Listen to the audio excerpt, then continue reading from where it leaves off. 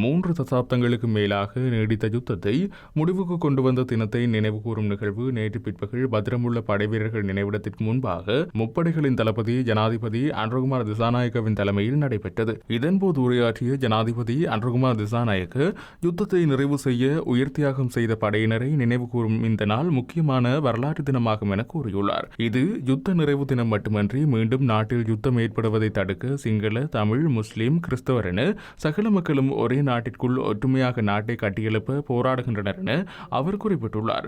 யுத்தத்தினால் பலர் அங்கவீனமுற்றனர் எனவும் பலர் தமது உடல் உறுப்புகளை இழந்தனர் எனவும் அவர்களின் உறவினர், குடும்பத்தினர் பெரும் தியாகம் செய்தனர். அவர்களை நாம் தினமும் நினைவில் கொள்ள வேண்டும். அவர்களுக்கு நாடு கடன்பட்டுள்ளது. கடந்த கால சம்பவங்களிலிருந்து பாடம் கற்க வேண்டும் என கூறியுள்ள ஜனாதிபதி மீள அவ்வாறான நிலை எமது தாய்நாட்டில் ஏற்பட இடமளிக்க கூடாது என வலியுறுத்தியுள்ளார். யுத்தமற்ற, குரோதமோ சந்தேகமோ அற்ற நாடு உருவாக்கப்பட வேண்டும் எனவும் மீண்டும் மோதல், குரோதம் உள்ள நாட்டுக்கு பதிலாக சமாதானமான நாட்டை உருவாக்குவதே அவர்களுக்கு நாம் செய்யும் கௌரவமாகும் என ஜனாதிபதி குறிப்பிட்டுள்ளார்.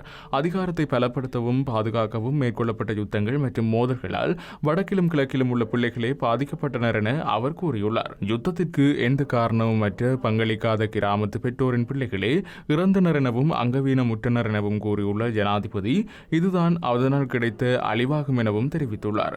சமாதானத்திற்காக ஒன்றிணைய வேண்டும் என்ற போதிலும் இன்று சமாதானம் மற்றும் நல்லிணக்கம் என்பது காட்டிக் கொடுப்பின் சின்னமாக மாறியுள்ளது எனவும் அவர் கூறியுள்ளார். யுத்தம் ஒருபோதும் வெற்றியை கொண்டு வருவதில்லை எனவும் படைவீரர்களிடம் இருக்கும் ஆயுதத்தை பயன்படுத்த தேவையற்ற அமைதியான சமூகம் உருவாக வேண்டும் எனவும் ஜனாதிபதி வலியுறுத்தினார்.